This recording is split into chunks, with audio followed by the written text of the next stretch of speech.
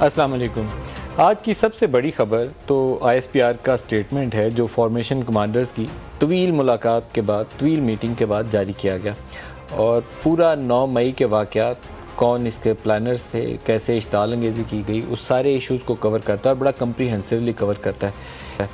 एक चीज़ जो इस स्टेटमेंट से, मैं अभी उसकी आपको तफसील भी बताता हूँ, जो बड़ी खुल कर सामने नज़र आती है, वो ये नज़र आती है कि फ़ौज के अंदर बहुत सख्त किस्म की कमिटमेंट और रिज़ॉल्व मौजूद है कि जो 9 मई के वाक़यात के अंदर लोग मुलव्वस थे, खा वो ग्राउंड पे जलाओ घिराव कर रहे थे या उसकी मनसूबाबंदी या इश्ताल अंगेज़ी में मुलव्वस थे, वो किसी को छोड़ेंगे नहीं, खा वो जितना मर्ज़ी ताकतवर हो, सबको कानून के शिकंजे के नीचे लाकर सज़ा का अमल जो है उसको मुकम्मल किया जाएगा।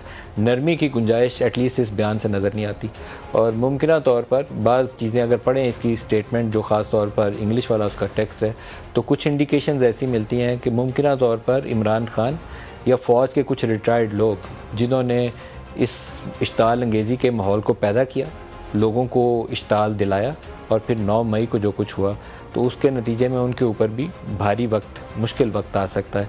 एटलीस्ट मेरी ये रीडिंग है कि इमरान खान और कुछ रिटायर्ड लोगों के लिए कुछ मुश्किल वक्त आइंदा आने वाले दिनों में आने वाला है। स्टेटमेंट की एटलीस्ट रिफ्लेक्शन, उसकी फील जो है, उसकी स्पिरिट जो है मुख्तलिफ जुमलों की, उसके अंदर से तो एटलीस्ट पढ़ने के बाद यही एहसास होता है। 3-4 कुछ जो हमने मोटे मोटे उसके जो नुकात निकाले हैं, बड़े सख्त किस्म के बयान हैं, आपको पढ़ के सुनाता हूँ। 9 मई को रियासत और रियासती इदारों के ख़िलाफ़ बगावत की गई। इसका अगर मैं इंग्लिश टेक्स्ट पढ़ूँ, ये बगावत का जहाँ पे वो वजाहत करते हैं, तो आपको अंदाज़ा होगा कि वो कितना गम और गुस्सा भी है, लेकिन उसको किस अंदाज से वो देख रहे हैं। एक तो वो कहते हैं स्पीडी ट्रायल्स करेंगे, लेकिन ये जो रिबेलियन वाला इशू है, ये मैं पढ़ के आपको सुनाता हूँ। It has been further stressed that while the legal trials of perpetrators and instigators have commenced, it is time that noose of law is also tightened around the planners and masterminds who mounted the hate ripened and politically driven rebellion। ये अगर आप इन जुमलों के तर्जमे आसान लफ्ज़ों में कर लें तो वो सियासी लोग भी जिन्होंने इश्ताल दिलाने में और इस 9 मई के साने को करने के अंदर रोल अदा किया, उन पे भी भारी वक्त है। और वो रिटायर्ड लोग जो इसके ऊपर कोई सोशल मीडिया पे खेलता रहा है, कोई ये प्रोपेगेंडा करता रहा कि आर्मी चीफ तो जाने ही वाला है, फ़ौज के अंदर तो लोगों ने आवाज़ उठाना शुरू कर दी है, तो बस और 8-10 दिन की बात है, सारा कुछ लपेटा जाएगा और फिर PTI की इमरान की हुकूमत आने वाली है। ये बाकायदा एक प्रोपेगेंडा था, आर्मी चीफ की अथॉरिटी को चैलेंज किया जा रहा था, तो उन सारों के लिए मुश्किल वक्त आने वाला है। शोहदा की यादगारों, जिन्ना हाउस की बेहरमती करने वालों को आर्मी एक्ट और ऑफिशियल सीक्रेट एक्ट के तहत कैफरे किरदार तक पहुँचाया जाएगा। वक्त आ गया है कि 9 मई के मनसूबा साजों और मास्टरमाइंड्स के ख़िलाफ़ कानून का शिकंजा सख्त किया जाएगा। फ़र्ज़ी इंसानी हकूक़ की खिलाफ वर्जियों के पीछे पनाह लेने की तमाम तर कोशिशें बेसूद हैं। इंसानी हकूक़ की खिलाफ वर्जियों और सियासी सरगर्मियों को रोकने के बेबुनियाद इल्ज़ामात का मकसद आवाम को गुमराह करना है। कसरत से जमा किए गए नाकाबिल तरदीद शवाहिद को ना झुटलाया और ना ही बिगाड़ा जा सकता है। मुल्क दुश्मन अनासर और इनके हामी प्रोपेगेंडा के ज़रिए इंतशार पैदा करने की कोशिश कर रहे हैं। अवाम और मुसल्लह अफवाज का आपस में गहरा ताल्लुक़ है। ये वो बयान है जो आइंदा आने वाले दिनों में 9 मई के हवाले से जो भी कार्रवाई होगी उसकी बुनियाद बनेगा, और बहुत सारे लोगों के लिए जो इस 9 मई के साने के ज़िम्मेदार हैं, इस यौम स्याह के ज़िम्मेदार हैं, उनको भागने की जगह नहीं मिलेगी। एटलीस्ट जो कमिटमेंट और रिजॉल्व है वो उससे यही चीज़ ज़ाहिर हो रही है। एक और जो बड़ी ख़बर कल लाहौर के अंदर डेवलपमेंट होने जा रही है, और उसकी अभी बहुत ज़्यादा डिटेल्स में आपसे शेयर नहीं कर सकूँगा, लेकिन प्रोग्राम के आगाज़ में मैं चाहूँगा कि उसकी तरफ भी इशारा करें। बहुत सारी सियासी जमातें आइंदा आने वाले दिनों में शायद मौजूदा अपनी शक्ल सूरत बरकरार ना रख सकें। ये मेरी एक रीडिंग है कि इतनी तोड़ फोड़ हो रही है। एक पॉलिटिकल इंजीनियरिंग का अमल है जो इस वक्त चल रहा है पाकिस्तान के अंदर। सियासी जमातों के अंदर भी तोड़ फोड़ है, तमाम बड़ी सियासी जमातों के अंदर, लेकिन तहरीक इंसाफ सबसे ज़्यादा उसका सामना करेगी। तहरीक इंसाफ 3 या 4 हिस्सों के अंदर बट जाएगी। एक हिस्सा जो मौजूदा तहरीक इंसाफ का है, ये मुमकिन तौर पर हो सकता है कि शाह महमूद या किसी और के नीचे उसकी क़यादत के अंदर आगे जाए, अगर इमरान खान को नाअहली का सामना करना पड़ा, जिसके आज के जो फॉर्मेशन कमांडर्स के बयानात को पढ़ने के बाद मुझे लगता है कि मुमकिन तौर पर उनके ऊपर बोझ पड़ सकता है इमरान के ऊपर। अगर ऐसी सूरत हुई तो या शाह महमूद या उनके ही जमात से किसी और शख्स को ये ज़िम्मेदारी सौंपी जाएगी। लेकिन उसका जो बड़ा हिस्सा है तहरीक इंसाफ जो मौजूदा थी या है, उसका जो बड़ा हिस्सा है वो जहांगीर तरीन के नीचे एक नई पार्टी के तहत जमा हो जाएगा। जहांगीर तरीन मुमकिन तौर पर कल लाहौर के अंदर कल शाम में एक प्रेस कॉन्फ्रेंस के अंदर अपनी सियासी जमात के क़याम का ऐलान करेंगे। जिस सियासी जमात का नाम, जो मुख्तलिफ नाम पहले सामने आए थे, उसके अंदर ये था कि उसके अंदर एक नाम इंसाफ का लफ्ज़ वो शामिल करेंगे, पाकिस्तान इंसाफ पार्टी, ऐसे नाम सामने आ रहे थे। लेकिन अब हमारी जो ताज़ा तरीन इतलात ये हैं कि उस सियासी जमात का नाम होगा Istehkam Pakistan party. Istehkam Pakistan party, IPT कर लें इसको, वो PTI थी, IPT बन जाएगी। और इसके अंदर पहले ये था कि हाशिम डोगर का एक ग्रुप अलहदा के तौर पर वो डेमोक्रेट्स का एक ग्रुप उन्होंने बनाया हुआ था, लेकिन अब वो ज़्यादातर लोग जैसे मुराद रास हैं तो वो आज जहांगीर तरीन से मुलाकात कर गए हैं, बाकी लोग उनके साथ शामिल हो रहे हैं। अलीम खान एक और बड़ा नाम है जो जहांगीर तरीन के साथ आज ही रात ये लोग सारे इकट्ठे होंगे और सियासी ओहदा किसके पास कौन सी जिम्मेदारी जाएगी उसके ऊपर भी फैसला होगा। जहांगीर तरीन के पास अभी लाइफ टाइम डिस्क्वालिफिकेशन है जैसे नवाज शरीफ के ऊपर है, तो वो पार्टी ओहदा ऐसे शख्स के पास हो नहीं सकता। ये अभी तक का कानून और सुप्रीम कोर्ट का फैसला यही है। अगर ऐसी सूरत होती है तो जहांगीर तरीन की शक्ल क्या पार्टी लीडर की होगी, पैटर्न इन चीफ की होगी या कोई और होगी, अलीम खान का क्या रोल होगा, ये चीज़ें शायद आज रात को ये लोग फाइनलाइज़ करेंगे। जैसे ही हमें अपडेट्स मिलेंगे तो आपके साथ शेयर करेंगे। जो आज प्रोग्राम में हमारे साथ शुरका हैं उनसे आपका ताल्लुक, हमारे साथ इस्लामाबाद स्टूडियोज़ में अहमद बिलाल महबूब साहब, सरबराह बिल्डाइट के, वेरी वार्म वेलकम सर। इसके अलावा ब्रिगेडियर अहमद सईद मिनहाज साहब भी हमारे साथ होंगे, उनको भी खुश आमदीद कहता हूँ। प्रोग्राम में आगे चलता है तो दीगर मेहमान भी हमारे साथ होंगे। खुर्रम दस्तगीर खान वफाकी वज़ीर तवानाई वो भी हमारे साथ है। खुर्रम साहब आपको भी खुश आमदीद कहता हूँ। खुर्रम साहब, पहले तो जो फॉर्मेशन कमांडर का बयान है उसके ऊपर ही आपसे रद्द-ए-अमल चाहूँगा। बहुत हार्ड हिटिंग स्टेटमेंट है और कुछ सियासी लोग और कुछ रिटायर्ड लोग, जो बड़े बड़े नाम अभी शायद मंजर पे नहीं है, वो नाम मुझे लगता है अभी मंजर पे आने बाकी हैं। आपकी क्या असेसमेंट है? जी, अब तो आहिस्ता आहिस्ता कौम के सामने और दुनिया के सामने बेनकाब हो रहा है, और अगर नहीं हुआ तो अब आंखें खुल जानी चाहिए कि 9 मई को एक बगावत की साजिश थी। चूँकि पाकिस्तान में बगावत के कवानीन में वो इर्तका नहीं हुआ जो होना चाहिए, तो अमेरिका ने अभी जो 6 जनवरी 2021 को उनकी पार्लियामान पर हमला हुआ था, उन हमलों के मास्टरमाइंड स्टीवर्ट रोड्स को 18 साल की कैद उनकी अदालत ने सुनाई है।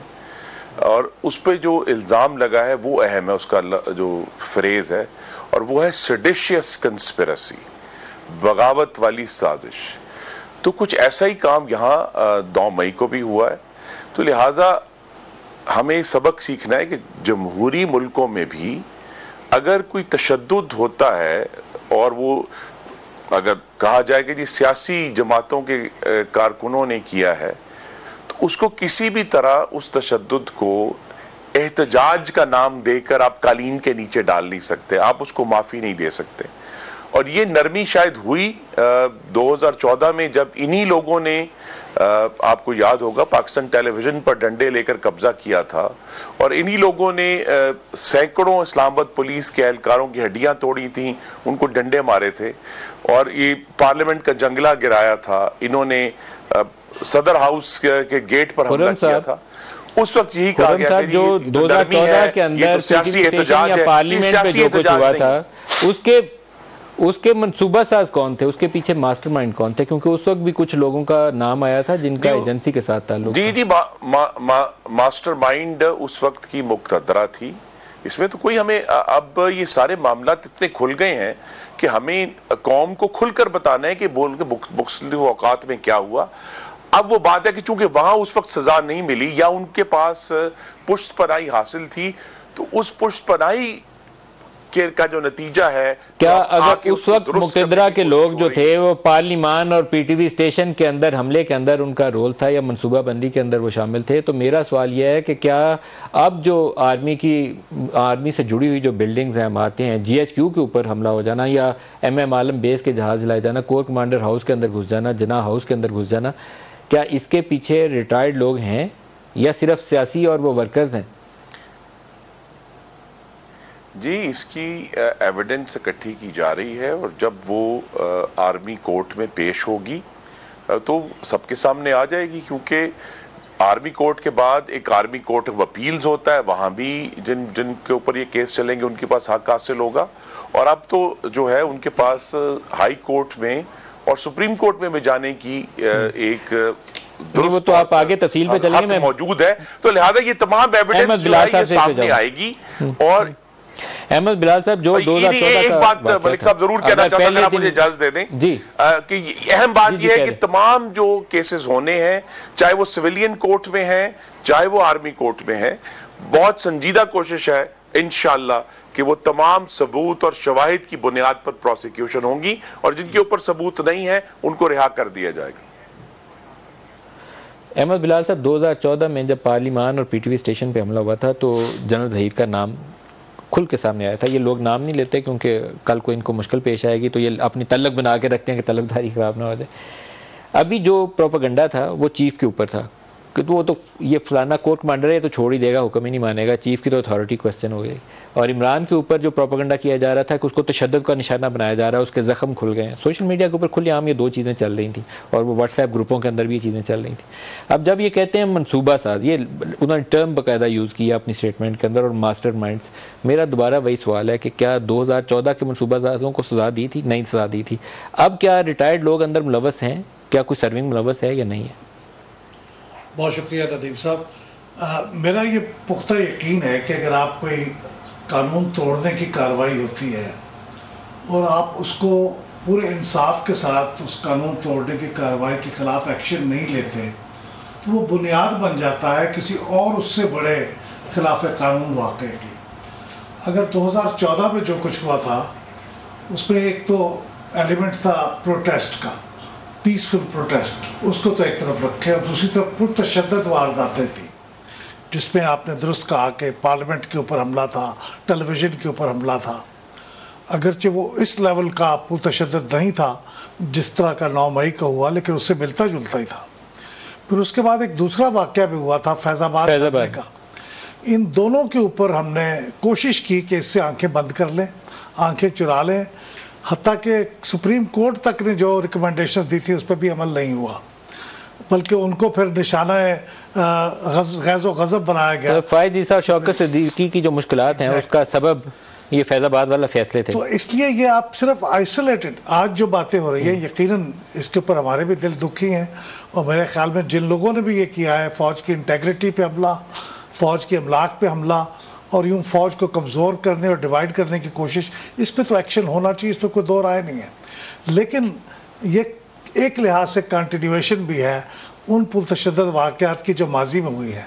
तो मेरे ख्याल में उनके ख़िलाफ़ भी किताबें खुलनी चाहिए और उनके ख़िलाफ़ भी एक्शन होना चाहिए। लेकिन अभी भी जो लोग मुलव्वस हैं उनके नाम नेशनल सिक्योरिटी कमेटी का इजलास हो, जितना मर्जी कोई ताकतवर और तगड़ा शख्स है उसके अंदर नाम सामने रखे सबूतों समेत, और कौम को बताएं ये लोग थे जिन्होंने जीएचक्यू पे हमला किया।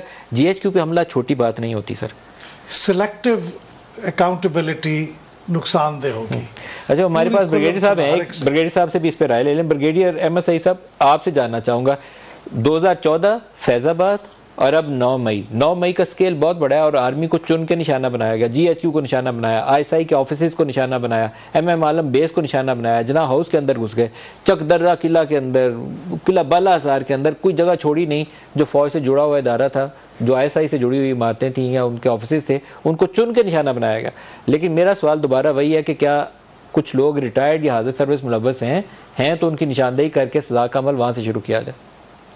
जी बिस्मिल्लाहिर्रहमानिर्रहीम। नदीम साहब, आज की जो स्टेटमेंट है वो मेरे ख्याल में इंतहाई टाइमली है, और ऐसे तमाम मनासिर के लिए जो अंदरूनी हों या बैरूनी, ऐसे अनासर जो पाकिस्तान की नेशनल सिक्योरिटी को डायरेक्ट थ्रेटन करते हों, उनके लिए एक वाज़ह पैगाम दिया गया है जिसमें कि बिल्कुल clear without mentioning the words ये बताया गया है कि ऐसी कोई भी हरकत को माफ़ नहीं किया जाएगा और उनको प्रॉपर जुडिशल सिस्टम के तहत उनका चार्ज शीट उनके ऊपर होगी, उनके साथ इंसाफ किया जाएगा।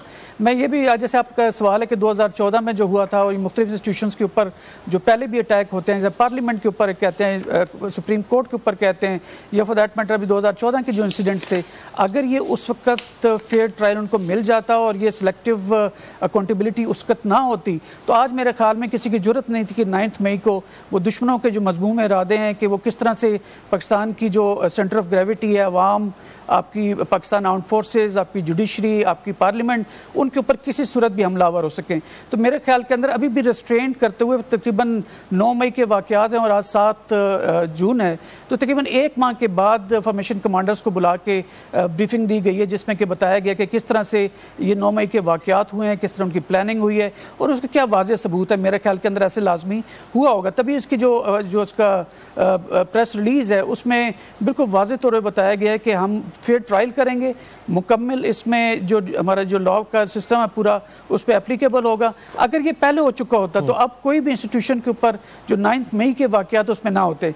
जहाँ तक आपका सवाल का ताल्लुक है कि क्या सर्विंग या रिटायर्ड ऑफिसर्स इस एक्टिविटी में शामिल थे, तो मेरा ख्याल है सच नहीं, सर्विंग का तो खैर सवाल ही पैदा नहीं होता क्योंकि इंतहाई डिसिप्लिन है। इसी तरह हम जो रिटायर्ड ऑफिसर्स हैं वो अपनी एक पोजीशन ज़रूर रखते हैं, क्योंकि रिटायरमेंट के बाद आप पॉलिटिकल एक्टिविटी के अंदर हिस्सा भी ले सकते हैं, कोई पॉलिटिकल पार्टी भी ज्वाइन कर सकते हैं। आफ्टर रिटायरमेंट जो है उसमें कोई एक टर्म एक पीरियड के बाद आप कर सकते हैं। लेकिन ऐसा अगर कुछ भी कोई भी इन्वॉल्व है जिसमें कि स्टेट ऑफ पाकिस्तान या पाकिस्तान की नेशनल सिक्योरिटी को थ्रेटन होती हो या चैलेंज होती हो, चाहे वो दानिस्ता या गैर दानिस्ता तौर पर, उसके खिलाफ लॉ जो है अपनी हरकत में आएगा और इसमें कोई दो राय नहीं है कि सख्त से सख्त कार्रवाई की जानी चाहिए। पाकिस्तान की नेशनल सिक्योरिटी सर 9 मई को जिसने आग लगाई इस मुल्क में लगाने की कोशिश की, जिसने फसाद फैलाया, उसके खिलाफ कार्रवाई होनी चाहिए। लेकिन 2014 में जो लोग मुलव्वस थे वो सिर्फ सिविल साइड के नहीं थे। फैज़ाबाद धरने में जो लोग मुलव्वस थे वो सिर्फ सिविल साइड के नहीं थे। इसलिए मेरा यहाँ आपसे इख्तलाफ है, यहाँ आपको 9 मई के अंदर भी ढूंढना पड़ेगा उन कैरेक्टर्स को, फिर आप इंसाफ पूरा करेंगे। खुर्रम साहब दोबारा आपसे एक सवाल करूँगा। ये स्टेटमेंट कहती है politically driven rebellion against the state and state institution. ये स्टेटमेंट क्लियरली मुझे निशानदेही करती नजर आती है कि इमरान की तरफ कार्रवाई होगी। आप क्या सोचते हैं इसके ऊपर, आपकी राय क्या है?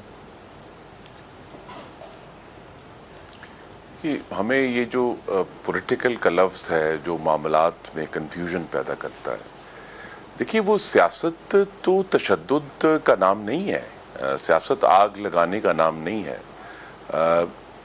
दुरुस्त है कि हमारी दिफाई तनसीबात पर हमला हुआ, लेकिन रेडियो पाकिस्तान पेशावर को भी जला दिया, ईदी एम्बुलेंस को जला दिया, दीर में एक स्कूल जला दिया, रावलपिंडी में एक मेट्रो स्टेशन जला दिया।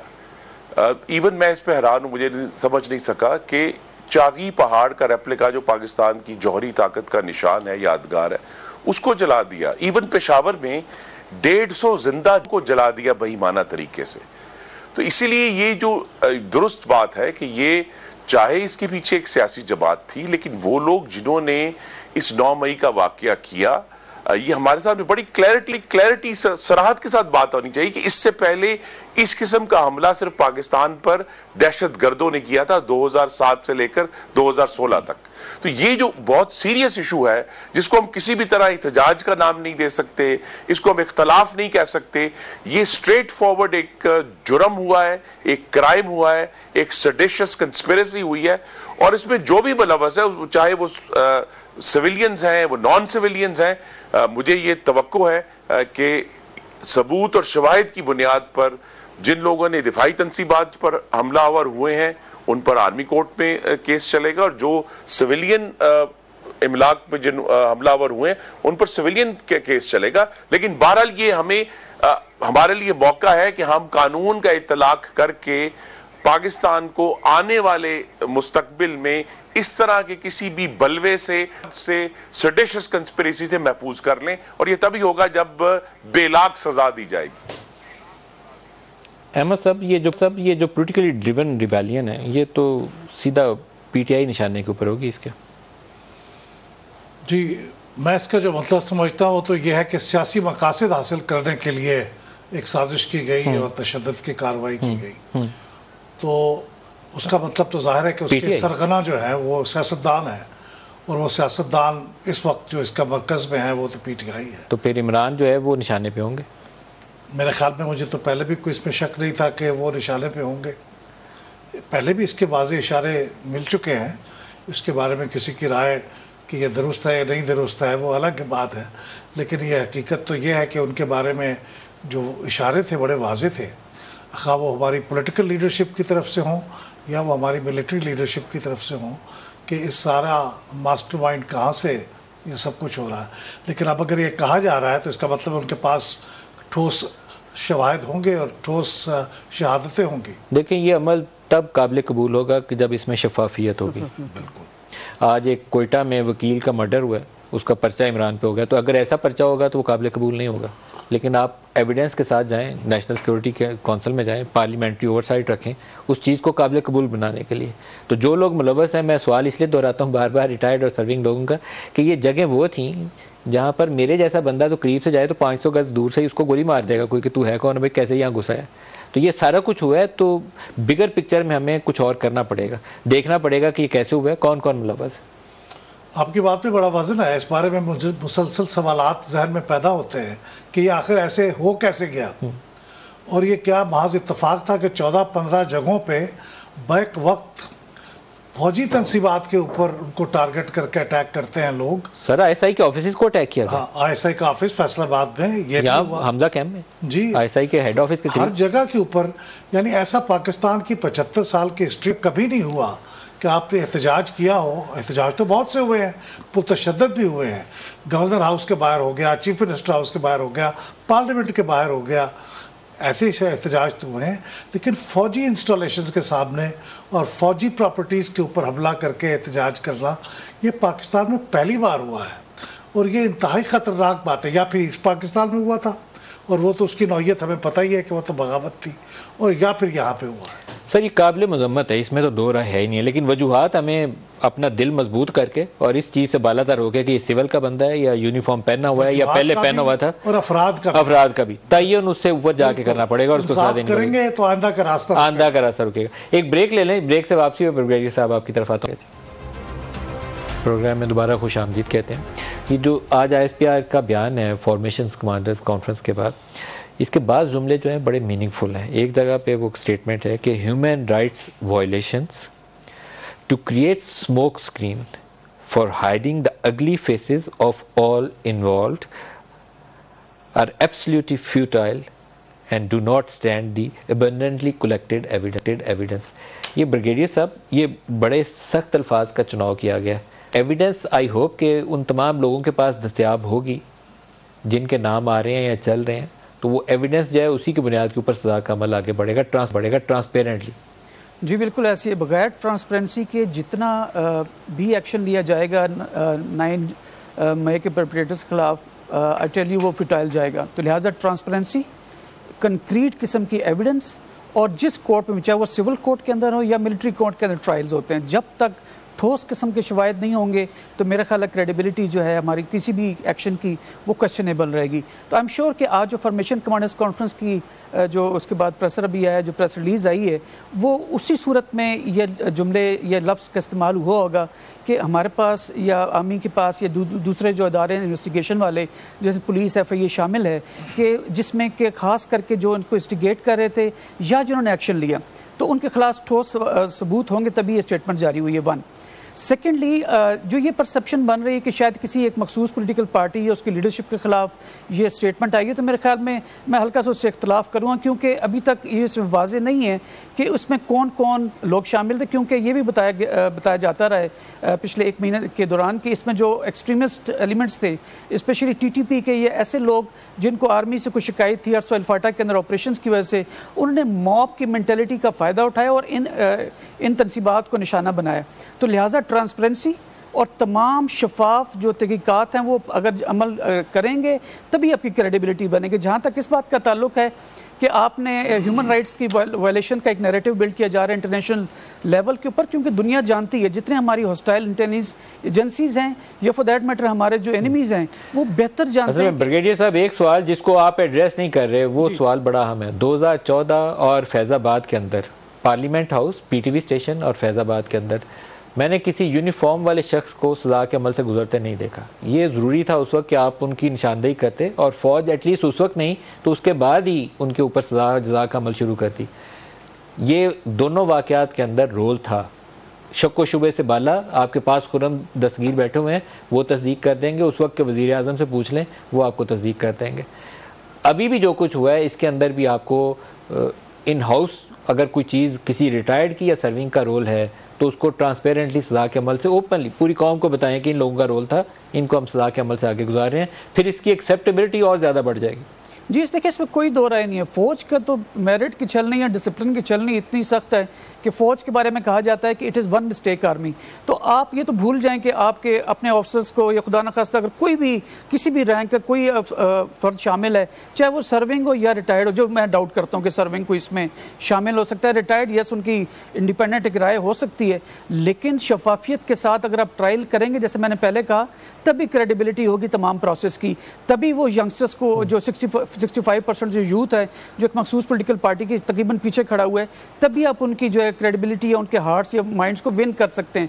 तो इसमें आप बिल्कुल बेफिक्र रहिए, स्टेट ऑफ पाकिस्तान को कोई भी ऐसा कदम मेरा ख्याल है नहीं उठाना चाहेगी कि जिसमें आपकी क्रेडिबिलिटी क्वेश्चन होती हो। जहाँ तक मैं दोबारा पीछे अगर वापस आऊँ आपके क्वेश्चन के ऊपर कि आप हेज बिहाइंड कर रहे हैं आप ह्यूमन राइट्स वायलेशन के ऊपर, तो आपकी जो होस्टाइल इंटेलिजेंस एजेंसीज है ये ख़ास एक नैरेटिव है कि आपकी जो है ह्यूमन राइट्स की वायलेशन हो रही है। अगर ये नैरेटिव अगर आपका सेल होना शुरू हो जाए इंटरनेशनल लेवल के ऊपर, तो Pakistan can be subjected to any kind of sanctions में भी, और अगर सैंक्शंस नहीं भी हों बिकॉज ऑफ एनी पॉलिटिकल या स्ट्रेटेजिक रीजन की वजह से, तो आपके जितने कॉपरेशन लेवल के एग्रीमेंट्स चल रहे हैं वो गो स्लो की तरफ चले जाते हैं।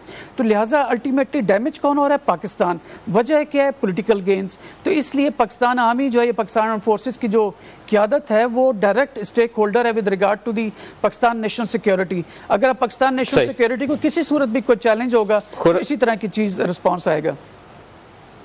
खुर्रम साहब, क्या इमरान का मुकदमा मिलिट्री कोर्ट में चलेगा? अगर इमरान के ऊपर ये स्टेज आती है कि वो सोचा जाता है कि भाई इसका भी रोल था, इसने बड़ा इश्ताल दिलाया था, बड़ी तकरीरें की थी कि मुजाहरा करो फौज के खिलाफ, या कुछ ऐसा बातें कही थी जिसके नतीजे में इश्ताल फैला, तो क्या इमरान का मुकदमा फिर मिलिट्री कोर्ट में चलेगा या सिविल साइड पे चलेगा?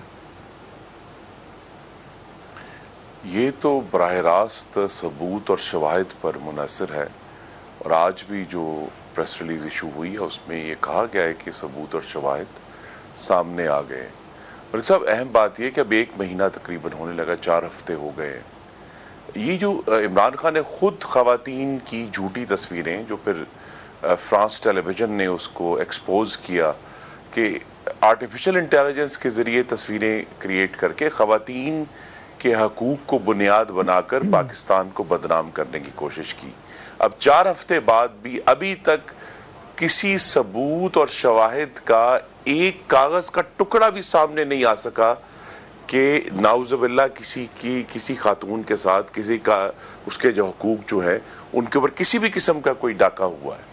तो ये जो बात है ये बड़ी अहम है कि ये ऐसे लोग हैं जो ना सिर्फ हमारी इमारतों को जलाते हैं, हमारी दिफाई तंसीबात पर हमलावर होते हैं, बल्कि अपने सियासी मकासद के लिए पूरी दुनिया में झूठ फैलाने के लिए। खुर्रम साहब, लेकिन आपको एक लाइन ड्रॉ करनी है, पाकिस्तान में ह्यूमन राइट्स की सिचुएशन बहुत अच्छी है। किनका ट्रायल होगा? एक आपको लाइन ड्रॉ करनी है, आर्मी एक्ट के नीचे किनका ट्रायल होगा और किनका सिविल साइड? ये आपको लाइन ड्रॉ करनी है। देखिए 3 कवानीन है जिनके तहत इतलाक होगा। पहला तो है जो लोग सिविलियन सरकारी इमलाक पर हमलावर हुए हैं, चाहे वो रेडियो पाकिस्तान है, चाहे वो मेट्रो स्टेशन है, चाहे वो दीर का स्कूल है, उनके ऊपर एंटी टेररिस्ट एक्ट अप्लाई होगा जो दहशतगर्दी के खिलाफ कानून है।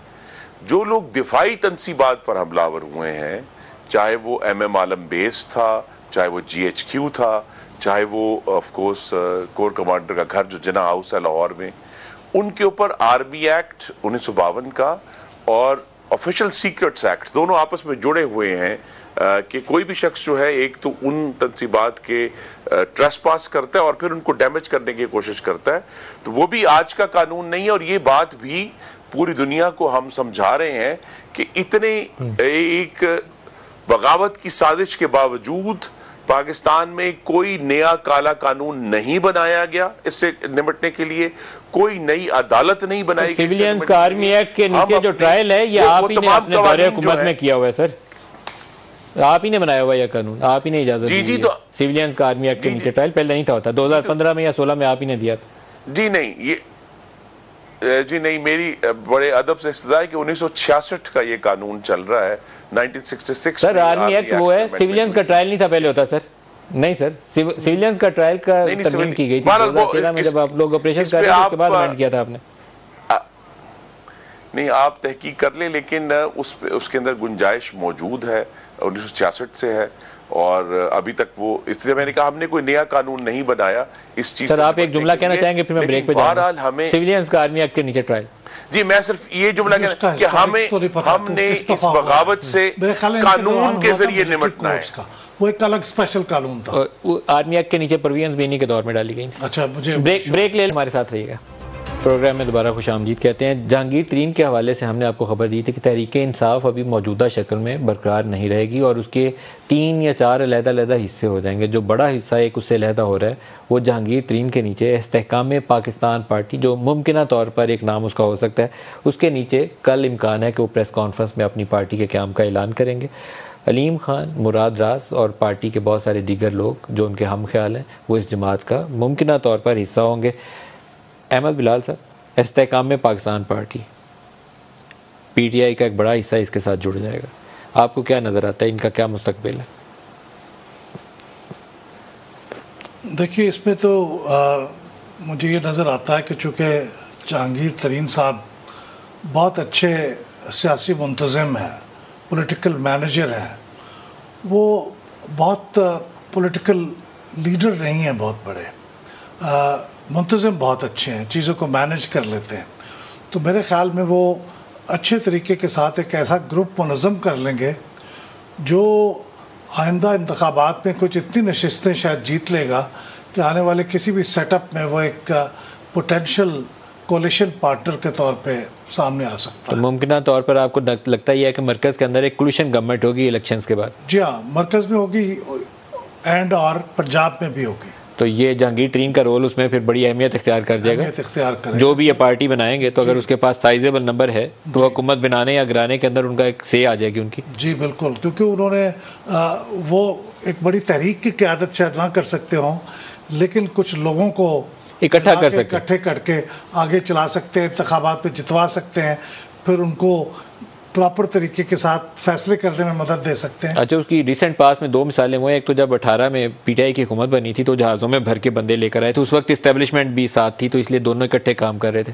लेकिन जब वो इमरान खान ने उनको जेल में डाला, बच्चों पे केस की, जेल में तो नहीं था डाला, मुकदमे दर्ज किए, तो PTI की हुकूमत इमरान की मरकज़ में भी और पंजाब में भी, तो 30-35 बंदे जहांगीर तरीन के साथ खड़े हो गए थे। तो दैट शोज हिज स्ट्रेंथ। बिल्कुल, अगर 63A का वाक़या ना हुआ होता तो शायद ये सूरत हाल और होती। वैसे पंजाब में हमजा भी ना होता तो सूरत हाल और होती। ये शहबाज शरीफ को सोचना पड़ेगा कि पंजाब में लगाया किसको था। नून लीग को सोचना पड़ेगा। खुर्रम साहब, जो पंजाब के अंदर एक नई सियासी जमात अगर मार्ज़े वजूद में आती है तो आपकी तो जो मेन स्टे है आपका वो पंजाब के रिजल्ट्स के ऊपर होता है। आप पंजाब जीतते हैं तो आप मरकज़ या सूबे में हुकूमत बनाने के लिए आप हकदार बनते हैं, तो आपको ख़तरा महसूस होता है?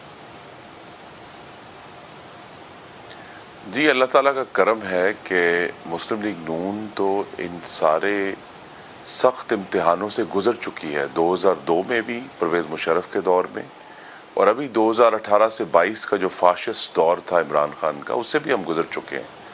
तो हमारे तो दर्जनों कायदीन को इन्होंने टॉर्चर किया और डेथ सेल में रखा, और 22-22 महीने, ये लोग तो 22 घंटे नहीं निकाल सके। तो अल्हम्दुलिल्लाह मुस्लिम लीग नून की कोर जो है वो सलामत है, पूरी तरह इंटैक्ट है नवाज शरीफ और शहबाज शरीफ की क़यादत में।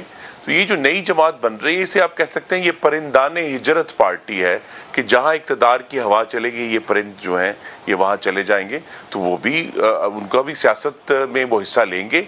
लेकिन मुस्लिम लीग नून का जो कोर वोटर है जिसने 2018 में बदतरीन धांधली के बावजूद 1 करोड़ वोट जो है मोहम्मद नवाज शरीफ को दिए थे, वो अपनी जगह पर कायम है। और अब तो अल्हम्दुलिल्लाह बेहतर तरीके से, ज़्यादा कॉन्फिडेंस से हम इंतखाबात में जाएंगे और अल्लाह ताला का करम हुआ तो उसमें कामयाबी हासिल करेंगे। सर, इलेक्शन डायनामिक्स खुर्रम साहब तब्दील हो चुके हैं, तो अगर आप इसी ख्याल में रहेंगे कि पिछले इलेक्शन में इतने वोट मिले थे तो फिर आपको बहुत मार पिटेगी। क्लोजिंग रिमार्क्स, आपका क्या ख्याल है? पंजाब के इलेक्शन डायनामिक्स 2018 की तरह के या फ़र्क पड़ गए? यकीनन फ़र्क पड़ेगा जी। ये देखिए ना, PMLN की इस वक्त सबसे बड़ी वीकनेस क्या है? उसकी इनकम्बेंसी का फैक्टर, कि वो हुकूमत में है और आम जिसको आप बहुत तवीलें नहीं दे सकते, आम आदमी वो ये महसूस करता है कि इस हुकूमत ने उन्हें रिलीफ नहीं दिया। अब से लेके इंतखाबात तक अगर कोई ऐसे काम हो जाए जिससे आम आदमी के अंदर यह तासुर पैदा हो कि कुछ उसे रिलीफ मिला है, तो फिर ये तासुर बदल भी सकता है, लेकिन वक्त बड़ा कम है। लेकिन इसलिए मैं कहता हूँ कि डायनामिक्स, ये जो खुर्रम दस्तगीर साहब कह रहे हैं वो दुरुस्त है कि वो लोग तमाम खड़े रहे उस वक्त।